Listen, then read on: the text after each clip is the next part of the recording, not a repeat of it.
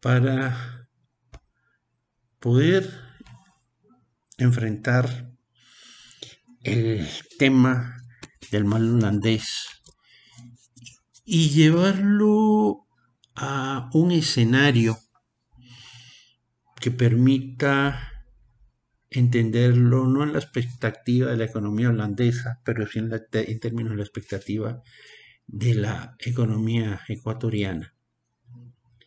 Vamos primero a construir ese escenario conceptual que vamos a estar manejando en los próximos minutos. Para poder entender el tema tenemos que dividir la economía básicamente en tres sectores. Tres, no olvidemos. Un sector es el sector de los bienes transables. ¿Qué son bienes transables? Muy sencillo. Un bien transable es aquel que tiene sustitutos cercanos más allá de la frontera. En otras palabras, son bienes que los exportemos o no, los importemos o no los importemos, potencialmente podríamos exportarlos, potencialmente podríamos importarlos. Si revisamos el comercio exterior ecuatoriano, tenemos productos como la papa, la alberja, el choclo y otros elementos que son bienes transables, aunque no los exportemos. Pero son bienes que podríamos traerlos de Colombia, que podríamos traerlos de Perú, que los podríamos traer de cualquier país que los produzca. El hecho de que no esté dentro de nuestro comercio exterior y que su producción se destine exclusivamente al consumo nacional no significa que potencialmente, en frente a un problema de precios, podamos estarlos importando. O, si tenemos la oportunidad de hacerlo, podamos exportarlos. Esos son los bienes transables. Ahora bien, hablábamos de tres sectores. Antes de hablar del sector no transable, vamos a dividir el sector transable en dos. Vamos a hablar, en el caso ecuatoriano, de un producto que genera el problema, un producto que genera la enfermedad, un producto que empieza a generar todas esas transformaciones intestinas de la estructura productiva del país, justamente por efecto de sus precios. En el caso del Ecuador, ese bien es el petróleo. ¿Es un bien transable? Sí, pero es un bien transable que en un determinado momento va a generar una crisis. Y esa crisis la va a comenzar a generar desde el momento mismo en que el precio se cae. Va a empezar a generar la crisis desde el momento en que el precio comienza a subirse, por las consecuencias de orden estructural que va a traer dentro del resto de la economía. El otro sector transable son los demás bienes no petroleros. Hablamos la yuca, el plátano, el cacao, que lo exportamos, el café, que lo exportamos, las flores, que las exportamos, el brócoli, que exportamos, pero también el arroz, y también la yuca, ¿ok? Y también la carne, y también todos esos productos que podríamos comprarlos afuera o podríamos venderlos al exterior, independientemente de si los exportamos o los importamos. Vamos ahora a la tercera categoría, que son los productos no transables. Cuando hablamos de bienes no transables, ¿a qué nos estamos refiriendo? Son esos bienes que no son susceptibles ni tienen sustitutos cercanos en el exterior. Y dentro de esos bienes, pues hay algunos que están sobre el filo, ¿no es verdad? en un determinado momento se consideraba como no transable los servicios financieros, hasta que la economía comienza a globalizarse y entonces las personas pueden encontrar financiamiento en un banco norteamericano, en un banco europeo, en un banco panameño, en un banco colombiano o consigue financiamiento en un banco ecuatoriano. Asimismo, a partir del momento en el cual los capitales comienzan a tener movimientos transfronterizos, una persona puede depositar su dinero en un banco colombiano, en un banco panameño, en un banco de Bahamas, un banco norteamericano, un banco europeo. Obviamente que hay toda una serie de regulaciones, que hay toda una serie de corrientes que están en contra de este tipo de prácticas, pero son perfectamente posibles. Los servicios financieros, por lo tanto, comienzan hace ya mucho tiempo a ser de orden transable. Hay otros servicios que van perdiendo esa característica de transabilidad.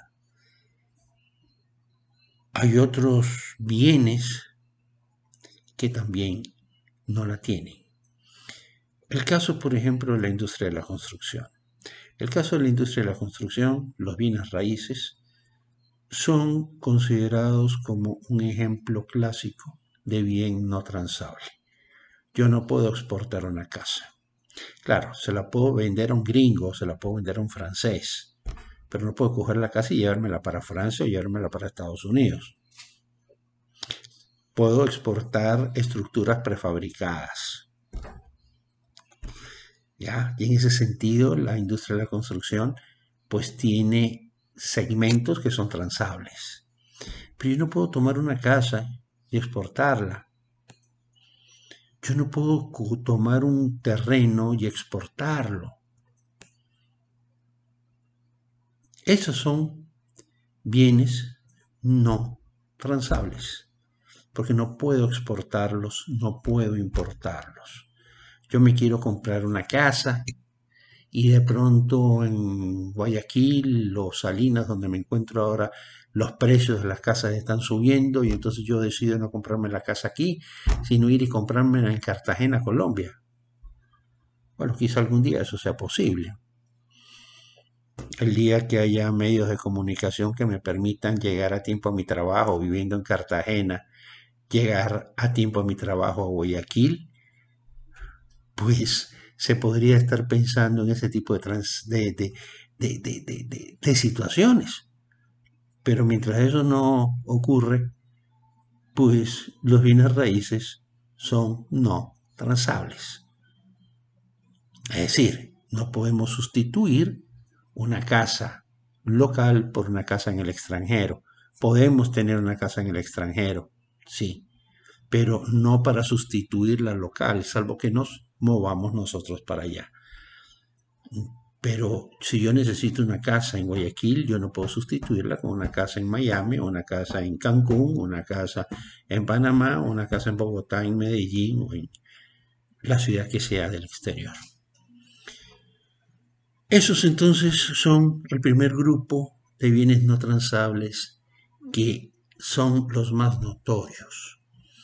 En el caso chileno que ocurre en 1982, y es uno de los primeros casos estudiados sobre el mal holandés que tuvo mayor repercusión en el continente, se reflejó precisamente en el sector inmobiliario.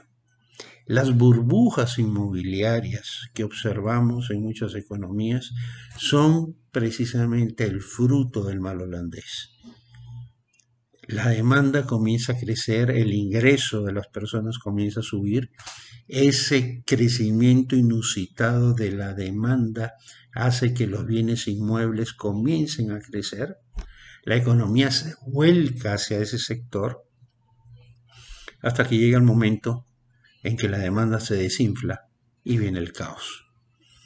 Bien, ¿qué otro sector no transable es importante en la economía? Especialmente en la economía ecuatoriana. El sector público. Nosotros lo hemos repetido en 2 ocasiones, no es una sola, son 2. Lo hicimos en los años 70, cuando el petróleo empezó a tener enorme influencia, no solamente en el Ecuador, sino en las finanzas públicas del Ecuador.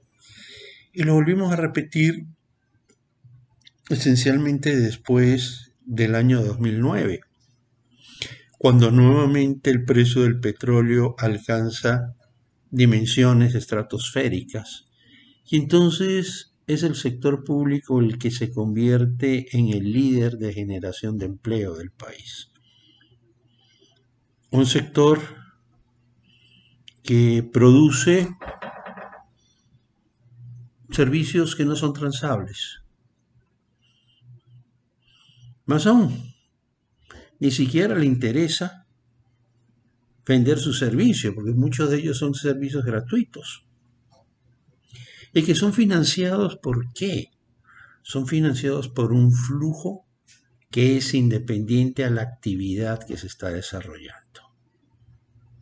Yo contrato 10.000, 15.000, 20.000, 50.000, 500.000 personas para que hagan un trabajo que no va a producir ingresos, pero cuyo salario depende de un flujo de ingresos que es independiente a los ingresos que está recibiendo. Tenemos una economía atada, tanto el sector transable como el sector no transable, a una demanda que es generada precisamente de esta manera. Y entonces comenzamos a tener una burbuja extraordinaria, no solamente en el sector de la construcción, hacia donde fluye todas las inversiones, sino que comenzamos a tener un crecimiento y una expansión enorme en el sector público, en los servicios del sector público, tanto aquellos servicios que el sector público debería de distinguirlo como salud y educación, sino además sobre otro tipo de servicios que en realidad nadie demanda, pero que el Estado ofrece. Para eso es el dinero, para eso es la plata, para eso tenemos dinero.